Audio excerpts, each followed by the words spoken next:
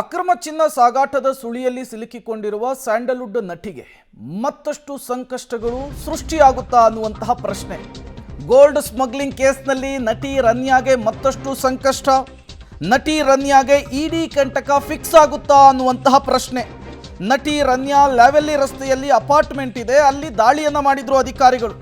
ಈ ಸಂದರ್ಭದಲ್ಲಿ 2.5 ಕೋಟಿ ಹಣವನ್ನು ವಶಕ್ಕೆ ಪಡೆದಿದ್ರು DRI ಅಧಿಕಾರಿಗಳು. ಹಣದ ಜೊತೆಗೆ ಮನೆಯಲ್ಲಿ 2.06 ಕೋಟಿ ಮೌಲ್ಯದ ಚಿನ್ನವನ್ನು ಕೂಡ ಸೀಸ್ ಮಾಡಿದ್ದಾರೆ. ರನ್ಯಾ ರಾವ್ ವಾಸವಿದ್ದಂತಹ ಫ್ಲಾಟ್ ಬಾಡಿಗೆಯೇ ಬರೋಬ್ಬರಿ 4.5 ಲಕ್ಷ ರೂಪಾಯಿ ಅಂತೆ ತಿಂಗಳಿಗೆ. 2 ಚೀಲದಷ್ಟು ಹಣ ಮತ್ತು ದಾಖಲಾತಿಯನ್ನು ಅಧಿಕಾರಿಗಳು ಕೊಂಡೊಯ್ದಿದ್ದಾರೆ. ಇಷ್ಟು ಪ್ರಮಾಣದ ಹಣ, ಇಷ್ಟು ಪ್ರಮಾಣದ ಚಿನ್ನ ಸಿಕ್ಕಿರುವ ಹಿನ್ನೆಲೆಯಲ್ಲಿ ಈ ಪ್ರಕರಣಕ್ಕೆ ಇಡಿ ಅಂದರೆ ಜಾರಿ ನಿರ್ದೇಶನಾಲಯ ಎಂಟ್ರಿ ಆಗುವಂತಹ ಸಾಧ್ಯತೆ ಇದೆ. ಆದಾಯಕ್ಕೂ ಮೀರಿ ಆಸ್ತಿ, ಅಕ್ರಮ ಹಣ ವರ್ಗಾವಣೆಯ ಕೇಸ್ನಲ್ಲಿ ನಟಿಗೆ ಇಡಿ ಸಂಕಷ್ಟ ಎದುರಾಗುವಂತಹ ಸಾಧ್ಯತೆಗಳು ಹೆಚ್ಚಿದೆ ಅಂತ ಕೂಡ ಹೇಳಲಾಗ್ತಾ ಇರುವಂಥದ್ದು.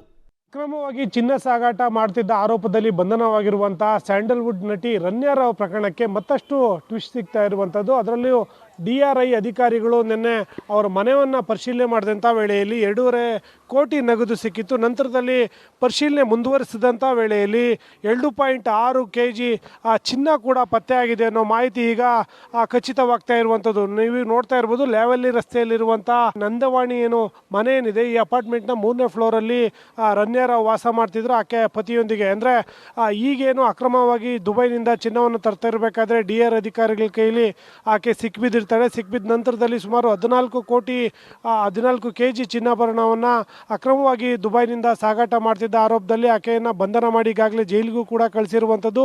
ಅದಾದ ನಂತರದಲ್ಲಿ ಅವರ ಮನೆಯನ್ನು DRI ಅಧಿಕಾರಿಗಳು ಪರಿಶೀಲನೆ ಮಾಡ್ತಾರೆ.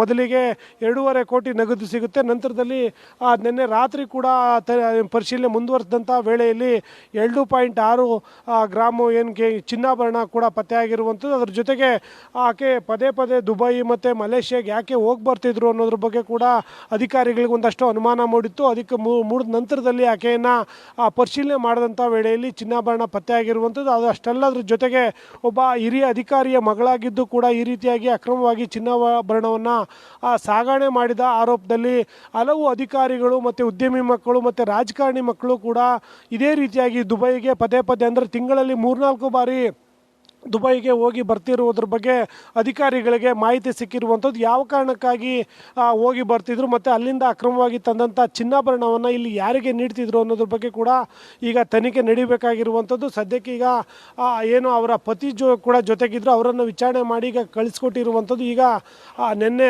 ಸಂಜೆ ಹೊತ್ತಿಗೆ ನಟಿ ರನ್ಯಾ ರಾವ್ ಇದ್ದರು, ಅವರನ್ನು ಪರಪ್ನಗರ ಜೈಲಿಗೆ ಕಳಿಸಿರುವಂಥದ್ದು. ಉಳಿದಂತೆ ಮತ್ತೆ ಅವರನ್ನು ಕಸ್ಟಡಿಗೆ ಕೇಳುವಂಥ ಸಾಧ್ಯತೆ. ದೊಡ್ಡ ಮಟ್ಟದಲ್ಲಿ ಚಿನ್ನಾಭರಣವನ್ನು ಆಕೆ ಸ್ಮಗ್ಲಿಂಗ್ ಮಾಡ್ತಿದ್ರು ಅಂದರೆ ಅದರ ಉದ್ದೇಶ ಏನಾಗಿತ್ತು ಮತ್ತು ಇವರ ಹಣದ ವ್ಯವಹಾರ ಏನಾಗಿತ್ತು ಅನ್ನೋದು ಒಂದು ಕಡೆ ಇದ್ದರೆ, ಮತ್ತೊಂದು ಕಡೆ ಬೆಂಗಳೂರಿಗೆ ತಂದು ಅದನ್ನು ಏನು ಮಾಡ್ತಾಯಿದ್ದು ಅನ್ನೋ ಅನುಮಾನಗಳು ಕೂಡ ಅಧಿಕಾರಿಗಳಿಗೆ ಇರುವಂಥದ್ದು. ಆ ನಿಟ್ಟಿನಲ್ಲಿ ಆಕೆಯನ್ನು ಮತ್ತೆ ಬಾಡಿ ವಾರೆಂಟ್ ಮೇಲೆ ಕಸ್ಟಡಿಗೆ ಪಡೆಯುವ ಎಲ್ಲ ಸಾಧ್ಯತೆಗಳು ಕೂಡ ಸದ್ಯಕ್ಕಿರುವಂಥದ್ದು. ಸದ್ಯದ ಮಾಹಿತಿ ಪ್ರಕಾರ ಈಗೇನು 2.6 kg ಚಿನ್ನಾಭರಣ ಸಿಕ್ಕಿದೆ, ಅದರ ಮೂಲವನ್ನು ಅಧಿಕಾರಿಗಳು ಕೆದಕ್ತಾ ಇರುವಂಥದ್ದು.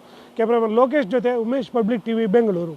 ಇಲ್ಲಿಯವರೆಗೂ ನಟಿ ರನ್ಯಾ ಅವರಿಗೆ ಸಂಬಂಧಪಟ್ಟಂತಹ 17 ಕೋಟಿ 29 ಲಕ್ಷ ಹಣದ ಚಿನ್ನಾಭರಣ ಮತ್ತು ಹಣವನ್ನು ಸೀಸ್ ಮಾಡಲಾಗಿದೆ. ಇದರ ಮೂಲ ಯಾವುದು ಅಂತ ಹೇಳಿ ಕೆದಕಬೇಕಾಗುತ್ತೆ. ಹಾಗಾಗಿ ಇಡಿ ಎಂಟ್ರಿ ಆಗುವಂತಹ ಸಾಧ್ಯತೆ ಹೆಚ್ಚಿದೆ ಅಂತ ಹೇಳಲಾಗ್ತಾ ಇದೆ.